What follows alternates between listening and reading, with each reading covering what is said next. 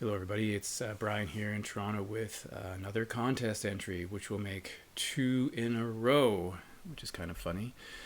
This is for Craig Danger, the vinyl record player, and his giant blind buy contest for his 1 year in the vinyl community. So his anniversary of 1 year. Let's just see here what's going on with this contest. There's a prize, of course. Let's see, you have to let him know you've made the video. The video should talk about 3 to 5 blind buys you have made and your experience with them. Were they great? Were they not so great? And then let him know you made the video. Mention Craig Danger, the vinyl record player, once in the video. I've done it twice already, so I may do it again. And then there are some other things about how the contest works and when the draw is, but I'll leave a link below so you can check that out on your own. Now, on the topic of blind buys, of course, I think like most people, I have made blind buys, but I'm fairly cautious about them. I'm not going to walk into a store and spend $40 or $50 or $60 on something I've never heard before. I've never done that, but I have purchased things that are maybe used or discounted even as blind buys. So I chose 5 things. And yeah, usually I look things up on my phone if I'm concerned or want to know more information. So the first one I'm going to mention is a record by Valerie June. This is called The Order of Time from 2017. I think this was her 4th record, and as you can see, this is a Urban Outfitters exclusive, limited to 1,000 copies. That's a color variant. 1,000 copies here. This is a purple vinyl. They call her the Electric Dynamo. Strong batch of original songs. So when I was in the store, I saw this. Now, the interesting thing about Urban Outfitters, I know they have sales online, but the 2 locations I used to go to downtown Toronto, which hasn't worked out so well recently, is they used to have a sale rack. And on the sale rack, you'd find really interesting things marked down to crazy prices. As an example, I once bought Tom Petty's Highway Companion, the first pressing, before the second pressing had ever come out, for $8, brand new sealed. Amazing. This one was normally $26, marked down to $19.99, and then $14.99, and then $10.49. So I thought, okay, I'll look it up. So I looked it up. Turns out that she's from Jackson, Tennessee. Her music would be in the blues, soul, folk, bluegrass, a bit of gospel, maybe a tinge of country. So I wasn't completely convinced, but the reviews I read were very positive, and I thought, why not check it out for that price. This is the inner sleeve with the lyrics, and the exclusiveness of this Urban Outfitters is this colored vinyl. So, and I've listened to this many times because I actually think it's really good. Now, her voice has a bit of a southern twang. Maybe that's not fair, but sort of there's something about her voice that's really interesting to me. If you want to get a sense, I would recommend listening to Shakedown by Valerie June. That'll give you a good idea of what she sounds like. Came with a download card, and I actually think this is great. I have intended to buy other Valerie June records. I just haven't got around to it yet. But I was trying to find her second one, and I just can't find it. But I think this is really good, and I would definitely buy other records by her if I saw them. Number 2, I want to mention this record by Pan American, which is called Cloud Room, Glass Room. And I bought this having heard the name, and I bought it mostly on the strength of the record label, Cranky Records. I have a number of things from Cranky. When I bought it, though, I didn't realize that, having heard of the band, though, that it's a side project from someone in La Bradford, also on the Cranky label. And I have a number, like 5 or 6 La Bradford CDs on my rack, but didn't make the connection. So this may be their 11th record from 2017, and it's electronic experimental post-rock, very quiet though, and there's a bit of droning in it. It's lengthy tracks. For example, it's on 2 pieces of vinyl, but there's only 7 songs because they're quite long. And of course, as soon as I played it, I realized this is something I really like because I like La Bradford. I like everything else I've heard on Cranky Records, and I like that kind of music, this sort of ambient. It's not always quiet. There are some parts here that are more have more, dynamic portions to it. And the Virginia Waveform, the last one, is a good example of that, I think.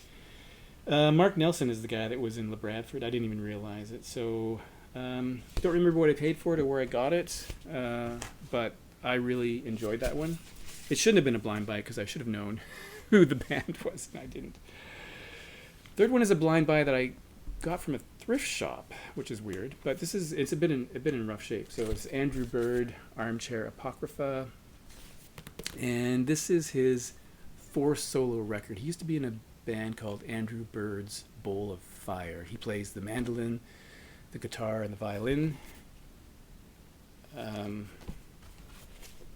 inside, the record's just black vinyl on a plain sleeve, and I would say I was actually really impressed by the sound of this record. And he's recorded a lot of records with the first project I mentioned, solo records. He's done some collaborations with other people. I've seen some videos online with him. So really, I don't know, it just seems really professionally done and really well composed music. And I think this is fantastic. The corner was totally bent, and I don't know why someone threw this into a thrift shop, but I think this is excellent, and I would definitely, I don't have any more from him, but I would definitely get more from him if I found them. Next we have a band called The Sea and Cake. Apparently their name comes from some misheard thing. Someone said the sea and cake, and they wrote it down as the sea, or remembered as the Sea and Cake. 1995 on the Thrill Jockey label. And again, Thrill Jockey is a label that I'm quite interested in, and if I saw something from Thrill Jockey at a good price, I would get it. This is another one I got at Urban Outfitters for like $8, and I looked it up, and it sort of spoke to me a little bit. It's a post-rock, this is called The Biz, by the way, from 1995. Post-rock, indie rock with some jazz components. Part of it is really laid back, just sort of, I guess you might even say they're a bit of a jam band. They just sort of get into this groove, and but it has a bit of pop elements, and it even sounds a bit prog in places. Sam Prekop also has released a number of solo records, and this is in some respects a bit of a super group, because many of the people in here are from other places. Like John McIntyre, I remember, is from Tortoise. Sam Prekop was in a different band, something Shrimp, I'm going to forget the name of it. I didn't know that at the time. Now, this is a band that I've grown to really like. So I played this a lot. I really liked it. And now I have maybe, this is the first one I had from the Sea and Cake. I have probably 7 records from the Sea and Cake. So yeah, I really liked them. Thought they're really good. Last one is the badly named band called No. Not to be confused with the Australian punk rockish band called No. It's a record called El Prado, which is the name of a town in New Mexico, although this band is from Los Angeles.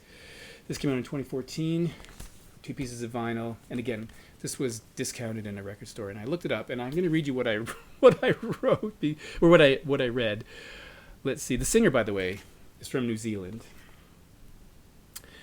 Now, first of all, let me just say something about the name of this band. Like, I know we have the band Yes, and we had another band called No in Australia, but why would you name your band No? It's essentially impossible to search for it on the internet. I mean, before the internet was a thing, maybe you'd call your band No, but it's almost like they wanted to remain unknown. Why would you do that? I just didn't show you the inside here. And let me see what it said. So I was in the store and I read this. All Music said, like a slightly more optimistic West Coast version of The National. Well, that didn't put me off because I like The National. An optimistic National? Why not? Or a slightly less creative version of Elbow. That gave me some pause. They adopt a sort of muted romanticism gained by years of life experience, fighting against the adversity of their own name. No put a light on in the dark and turn in a reliable, if slightly unoriginal debut that goes down like mildly hopped, easy drinking craft brew. And despite having read that, I decided I would buy it. But this album I don't like. I think it's really, I don't know if it's boring. It's just really uninspired, and I've tried a few times to listen to it. It's probably something I should get rid of. And the other thing that convinced me to buy it is on the Arts and Crafts label, which is a label I really like. That's where Broken Social Scene is, and other people. And I thought, well, they probably have good taste, but evidently not. So I would put this as a fail. But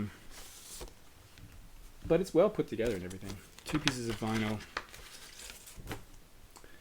So I'd be interested if anybody knows this band, but it didn't really speak to me, and it's probably something I should get rid of. So anyway, Craig Danger, the vinyl record player.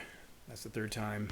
Go check out his channel, and maybe you have some blind buys to contribute to this contest. But thanks for watching. I'll talk to you next time.